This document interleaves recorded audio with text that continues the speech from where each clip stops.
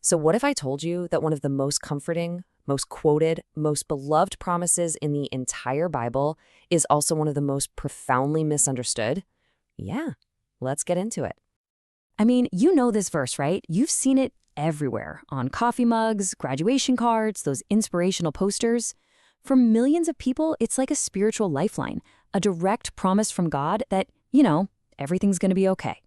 And look, it's for good reason. It speaks of a divine plan, not just random chaos. It suggests that a loving God is carefully weaving together the details of our lives for our ultimate good. It is no doubt a source of huge comfort. But what if this promise wasn't originally for someone having a bad week or, hoping for a promotion? What if it wasn't for someone looking for a way out of a temporary jam? The real, original context is way more shocking, and honestly, so much more profound. So yeah, this famous promise, it wasn't whispered in some peaceful garden. It was actually sent as a letter to a people who had lost absolutely everything. These were captives, political exiles, forced to live in the heart of the very empire that had just crushed their nation, Babylon. And this timeline here, this is where it gets really wild. Around 597 BC, you have Israel's best and brightest, the elite, ripped from their homes and forcibly marched to Babylon. Their temple was destroyed, their hope was shattered. And right into that despair, the prophet Jeremiah sends a letter. But the letter doesn't say, hey guys, hold on, rescue's on the way. Nope. It says, settle in, build houses, plant gardens, get married, because you're going to be here for a while. And this is the huge disconnect, right? We read it thinking, okay, this is about my personal success, a quick fix. But the reality? It was a message for people who'd lost everything, who were facing humiliation and being told to just settle in for a long, long wait. It wasn't a blueprint for an easy life. It was a challenge to find God's purpose smack in the middle of their suffering. Seriously, just let that number sink in for a second. 70 years. This promise of a future and a hope wasn't for next week or next year. For most of the people hearing this for the first time, they would die in exile. This was a promise for their kids and their grandkids. Okay, so if it's not about a quick escape, what in the world is this promise actually about? Well, to get it, we have to zoom in on one single Hebrew word, and trust me, it changes everything.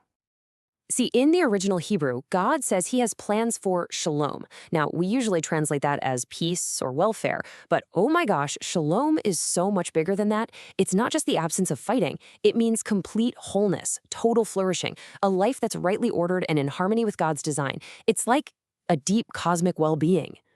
And this is the absolute key right here. Jeremiah 29:11 isn't a guarantee that you won't suffer. It's a guarantee that your suffering isn't meaningless.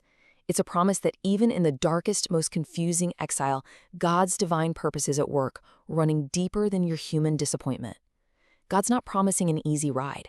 He's promising that his master plan for your ultimate wholeness, that's still on track, no matter what it looks like from the ground. And I absolutely love this next point. Think about it. The verse says, "For I know the plans I have for you." It doesn't say, "Here are the plans so you can know them." So faith isn't about having a detailed blueprint of your life. It's about knowing and trusting the planner. Okay, but the story doesn't stop there. It gets even bigger. Because from a Christian perspective, this promise is pointing towards something and someone much, much greater.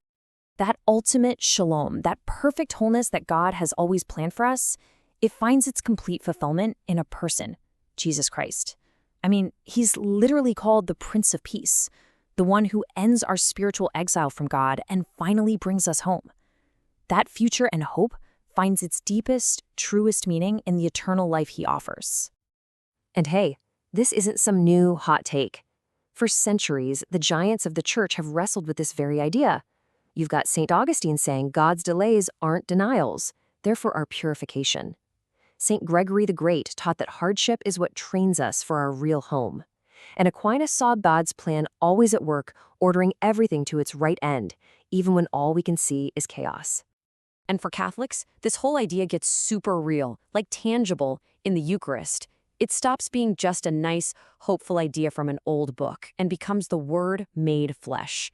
In communion, the plan for our peace and future hope isn't just something we read about, it's someone we receive.